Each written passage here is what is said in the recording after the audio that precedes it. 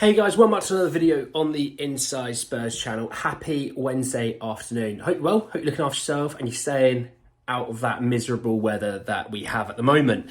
Got a good video today. I'm really looking forward to this one actually. We're talking about Johan Lang and how it's his first day in the job at Spurs. He's also brought someone very influential with him to work with him in regards to scouting. We did an update around the Turkish manager, or the Galatasaray manager, and his views on signing Ndombele before they actually got him. And also want to talk about why I am so clean shaven today as well. It's to do with Movember. It's a very good cause, but I'll talk about that in a bit. Let's talk first and foremost about Johan Lang, and he's bringing in a guy with him. So this was reported earlier today that, and it came from Matt Law, and he said that alongside of Johan Lang, he said that Rob McKenzie has left Aston Villa and will join Tottenham as chief scout next week. Linking back up with Johan Lang, who has made the same move, McKenzie has worked at Tottenham in the past before. So basically he worked in around the 2015-2016 season. So a good chunk of time ago. Knows the club, which is, I think, helpful, all things considered. I think any time that you're bringing in someone who is known in football for being good at their job and they know your club well, it can only be a good thing, really, okay? So to kind of give you an idea about Rob McKenzie, I'm just going to go through some of the deals that he was credited for being a large part of. For example, with Spurs, he brought in, like I said, had a part to play with Heung-min Son, Toby Alderweireld, Kieran Trippier, one of which was one of the best centre-halves we've probably ever had. Heung-min Son is currently the captain at Tottenham Hotspur, and Kieran Trippier might be the best right-back in the league at the moment, or certainly up there. So has an eye for when it came to Spurs. When it came to Leicester, he was a massive part of Jamie Vardy and Riyad Mahrez coming to the club. Jamie Vardy being the current Leicester captain, had a fantastic season, broke a record for the most games consecutively that he scored in. Obviously, Riyad Mahrez went from being a Premier League champion at Leicester to, Man City and winning everything. Obviously, I know he's in Saudi Arabia, but before that, he was fantastic at Man City as well. And in regards to Aston Villa, he was a key part in bringing Emi Martinez and Ollie Watkins to the club. Emi Martinez obviously won the Goalkeeper of the Year thing at the Ballon d'Or Award. I'm not sure how it works, but yeah, obviously for his exploits with Argentina, as well as having a really great season, post Gerrard with Emery. And Ollie Watkins just gets goals in the Premier League. If it's simple as that, I can't really big that one up to what it is, but he's an England striker and he scores goals. So he's had a massive part to play in some pretty influential signings for the clubs that he's been at. I think this is a really, really good thing for Spurs. I think over the next we're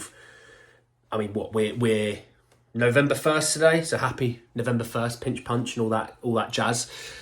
I think maybe towards the back end, maybe halfway through November, we're going to start to see fingerprints from Johan Lang, fingerprints from Rob McKenzie over signings that maybe we don't expect. I've talked about some of the signings recently about, I'm not saying they're signings, but rumours, Nico Williams, didn't expect that, right? We're talking about Sebastian Cáceres, didn't expect that. Santiago Jimenez, didn't expect that. These sort of deals, I think, have Rob, or at least Johan, maybe even Scott Munn, they've got their fingertips all over these sort of moves. And I think that's a really, really exciting thing. So I think I'll put a pin in it there, but I'm super excited to see how Johan does on his first day today, but obviously going forward, as well as Rob when he joins next week. So definitely some really exciting stuff. I definitely think it's more exciting than a transfer rumour, personally. Let's talk the tanguy Ndombele. Look, I've talked about him twice yesterday. If you don't know the situation, please go back and have a watch of those. I won't be talking it in this video, okay? This came from Sport Witness, and Sport Witness have been really ahead of a lot of the information when it comes to the Ndombele situation. In the summer, basically, as a club, you normally do like your physical checks. Obviously, if you're a medical, you do psychological checks. You do quite a few things on a player when you're bringing them in. At the end of the day, you're spending money to bring them in via wages or a fee. You want to make sure you're getting bang for your buck, right? I think that's fair enough. If you go out to, buy a bike, buy a car, a vehicle, an appliance, you want to have done your checks. You want to know that it's going to be good, right? You want to know it works. So it's claimed that the coach didn't want Ndombele after going through his, quote, psychological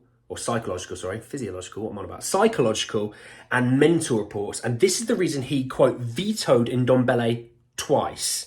However, they didn't have any impact as Galatasaray went ahead and signed him from Tottenham. I mean, that's a red flag in itself, isn't it? That the ownership just kind of went, you're going to have him. He's got the talent of this, X, Y, and Z. You're going to have him because we want him. Oh, that's never a good thing. It's never a good thing.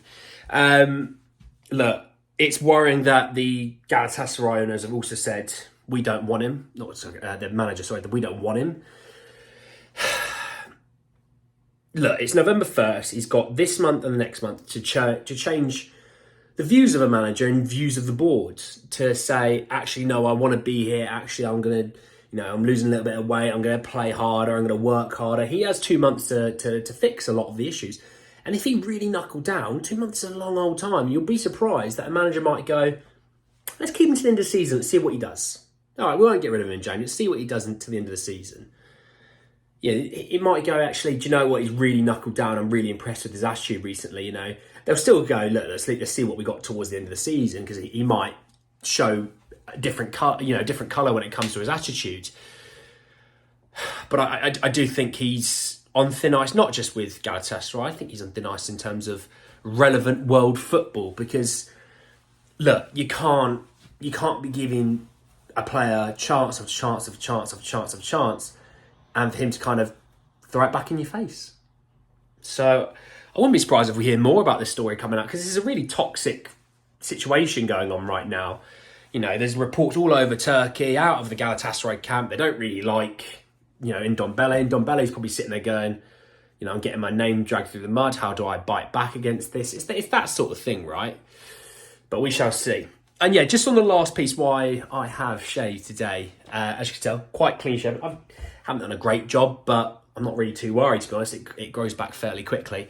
It's Movember, so every November, I do the whole, shave it off, get a bit of a tash back, grow a tash through the month, and the whole thing is grow a mo for a bro, so mustache for a bro.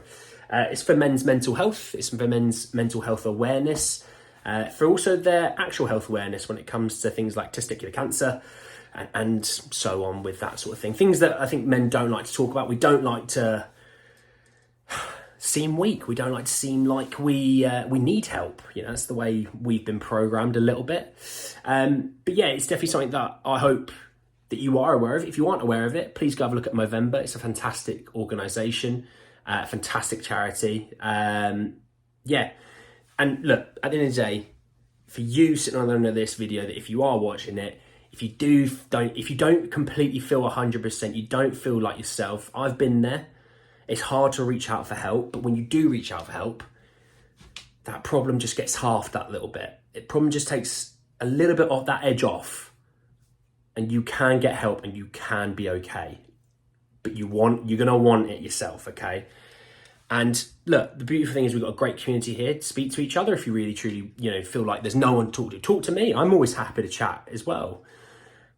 That's what we're here for. We are Spurs fans at the end of the day, but also humans first and foremost, okay? So look after number one, and everything else should look after themselves as well. But anyway, guys, that's the end of the video. I hope you did enjoy it. Drop a like on the video if you did.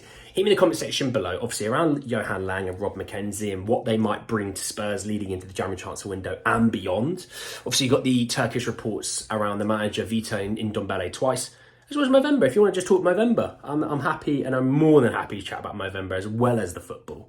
Subscribe to the channel if you are new, and hit the bell notification for more. But anyway, guys, that's the end of the video, and I'll see you all very, very soon. Take care, guys.